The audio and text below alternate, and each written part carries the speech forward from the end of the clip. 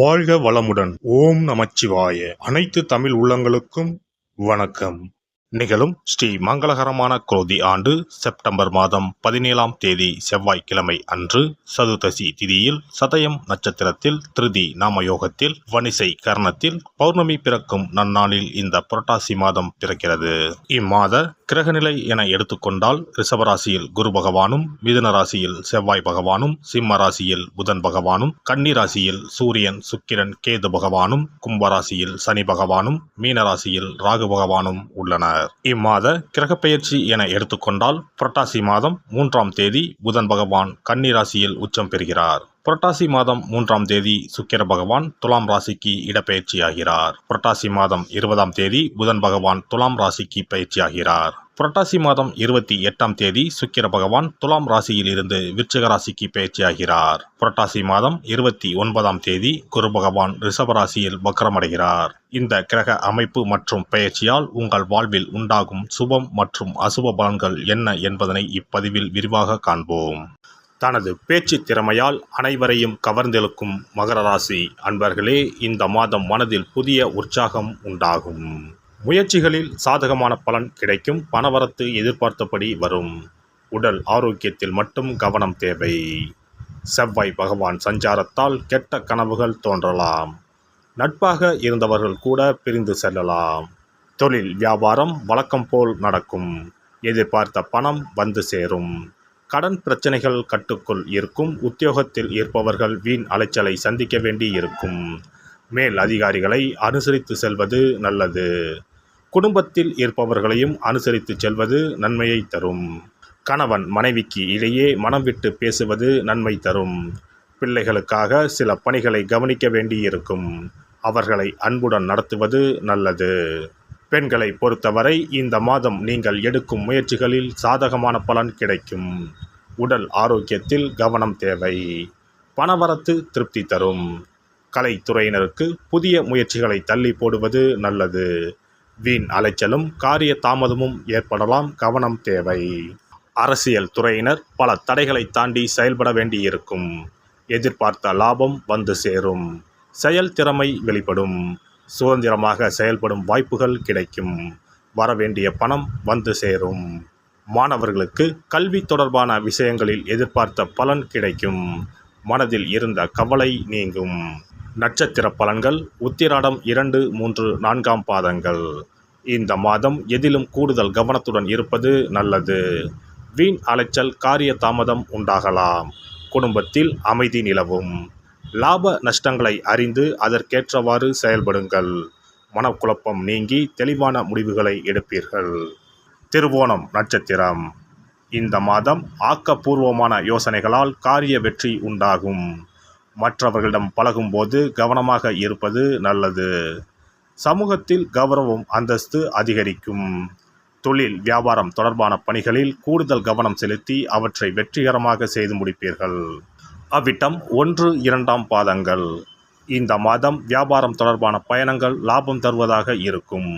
உத்தியோகத்தில் இருப்பவர்கள் மேல் அதிகாரிகள் கொடுத்த வேலைகளை கவனமாக செய்து முடித்து பாராட்டுகளை பெறுவீர்கள். செயல்திறமை அதிகரிக்கும். விநாயகருக்கு அருகம்புல் மாலை போட்டு வணங்க எடுத்த காரியத்தில் வெற்றி உண்டாகும். மனதில் தைரியம் கூடும். சிறப்பு தொகுப்பு. கண் திருஷ்டிகள் அகன்று தடைப்பட்டு கொண்டிருக்கும் காரியங்கள் நிறைவேற செய்ய வேண்டிய பரிகாரம் என்ன என்பதனை பற்றி காண்போம். வாழ்க்கையில் நல்ல நிலையில் இருந்தவர்கள் கூட திடீரென்று பொருளாதாரம் இழந்து மன கஷ்டங்களுடன் வாழும் நிலை ஏற்படும். இந்த நிலை எதனால் ஏற்பட்டது என்று ஆராய்ந்து பார்த்தால் பெரும்பாலும் அவர்களின் மீதான கண் திருஷ்டிதான் காரணமாக இருக்கும். கல்லடி பட்டாலும் கண்ணடி படக்கூடாது என்று சொல்வார்கள் அல்லவா, அது உண்மைதான். இது போன்ற பிறரின் பொறாமை கொண்ட கண் திருஷ்டியினால் பலரின் வாழ்க்கை சிரமத்திற்கு ஆளாக நேரிடும். இது போன்ற கண் திருஷ்டிகளிலிருந்து எப்படி தப்பிப்பது? இருக்கவே இருக்கிறது எளிதாக கிடைக்கும் ஊமத்தஞ்செடி. தெய்வ சக்தி நிறைந்த செடியாக கருதப்படும் ஊமத்தஞ்செடியின் காய், பூ, இலைகள் என அனைத்தும் தீய சக்திகள் விரட்ட பரிகாரத்துக்கு பயன்படுகிறது.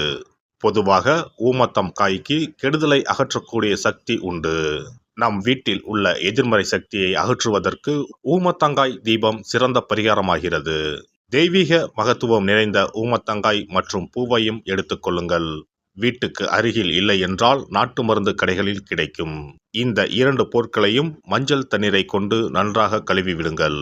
சிறிது நேரம் அவற்றிலுள்ள ஈரம் போக ஆறவிட்டு பிறகு அவற்றை ஒரு மஞ்சள் துணியில் குலதெய்வத்தை வேண்டி ₹1 நாணயத்தோடு சேர்த்து முடிந்து வீட்டின் நிலைப்படியில் கட்டி தொங்க விடுங்கள். இந்த முடிச்சை வெள்ளிக்கிழமை அல்லது ஞாயிற்றுக்கிழமைகளில் தயார் செய்து வாசல் படியில் கட்டுவது சிறப்பு. தினமும் வீட்டில் தீபம் ஏற்றி காண்பிக்கும் போது இந்த முடிச்சுக்கும் காண்பிக்கவும். இதேபோல் ஊமத்தம் இலைகள் கிடைத்தால் அந்த இலைகளை சுத்தமான மஞ்சள் தண்ணீரில் கழுவிவிட்டு அவற்றை கொண்டு வீட்டில் இருக்கும் விநாயகருக்கு திங்கள் கிழமைகளில் தொடர்ந்து அர்ச்சனை செய்து வர வேண்டும்.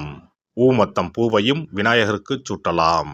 3 வாரங்கள் தொடர்ந்து திங்கள் கிழமைகளில் விநாயகருக்கு ஊமத்தை இலையால் அர்ச்சனை செய்து ஊமத்தம் பூவை சூட்டி வழிபட்டால் வீட்டில் உள்ள கெட்ட சக்தி நடமாட்டம் மற்றும் கண் திருஷ்டிகள் தீரும். ஊமத்தம் செடியும் சிவபெருமானுக்கு உகந்த இலை ஆகும். இந்த ஊமத்தங்காய் வைத்து சிவபெருமானுக்கு தீபம் ஏற்றி வழிபடுவதன் மூலம் நமது பிரச்சனைகளில் இருந்து எளிதாக விடுபட முடியும். முதலில் 2 ஊமத்தங்காய்களை எடுத்துக்கொள்ள வேண்டும். அவற்றின் மீது முட்கள் இருப்பதால் மிகவும் கவனமாக கையாள வேண்டும். ஊமத்தங்காயின் காம்பு பகுதிகளை வெட்டி கொண்டு கத்தியை பயன்படுத்தி ஊமத்தங்காயின் உள்ளே இருக்கும் விதை பகுதியை முழுவதுமாக நீக்கிவிட வேண்டும். பின்னர் 2 அகல் விளக்குகள் மற்றும் விளக்கு வைப்பதற்கான 2 தட்டுகளை எடுத்து சுத்தம் செய்து அவற்றிற்கு மஞ்சள் குங்குமம் போட்டு வைத்துக் கொள்ள வேண்டும். பின்னர் 2 தட்டின் மீதும் ஒவ்வொரு அகல் விளக்கை வைத்துக் கொள்ள வேண்டும். அதன் பிறகு எப்போதும் பூஜை செய்வதற்கு வைப்பது போன்ற வெத்தலைப்பாக்கு, பழம் போன்றவற்றை வைத்துவிட்டு 2 விளக்குகளையும் ஏற்றி சிவபெருமானை மனதார வேண்டிக் கொள்ள வேண்டும். எனக்கு இருக்கும் பிரச்சனைகள் அனைத்தும் தீர்ந்து இன்பமான வாழ்க்கை கிடைக்க வேண்டும் என வேண்டிக் கொள்ள வேண்டும். இந்த பூஜையை வெள்ளிக்கிழமை அன்று தொடங்கினால் தொடர்ந்து 9 வெள்ளிக்கிழமைகள் செய்ய வேண்டும். ஊமத்தங்காயின் மீது எவ்வாறு முட்கள் இருக்கிறதோ அதுபோல நமது வாழ்க்கையில் இருக்கும் முட்கள் போன்ற பிரச்சனைகளை அவை தீர்த்து வைக்கின்றன. இந்த பூஜையை நாம் தொடர்ந்து செய்து வருவதால் நம் மீது இருக்கும் கண் திருஷ்டிகள் அகன்றுவிடும்.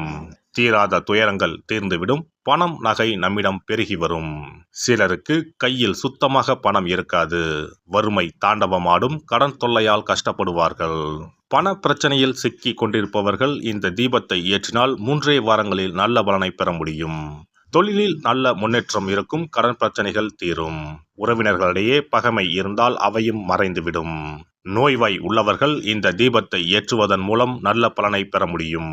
பொதுவாகவே எந்த பரிகாரம் என்றாலும் அதை முழு நம்பிக்கையுடன் செய்தால் மட்டுமே முழு பலன் கிடைக்கும் என்பதை நினைவில் கொள்ளுங்கள். எல்லாம் வல்ல இறையருளால் நீங்களும் உங்கள் அன்பு குடும்பமும் உடல் நலம், நீலாயுள், நிறை செல்வம், உயர் புகழ், மெய்ஞானம் ஓங்கி வாழ்க வளமுடன். இந்த வீடியோ பதிவு உங்களுக்கு பிடித்திருந்தால் லைக் பண்ணுங்க, கமெண்ட் பண்ணுங்க, ஷேர் பண்ணுங்க, மறக்காம சப்ஸ்கிரைப் பண்ணுங்க, பக்கத்துல இருக்கிற பெல் பட்டனை கிளிக் பண்ணுங்க. நன்றி, வணக்கம். ஓம் நமச்சிவாய. சிவாய நம.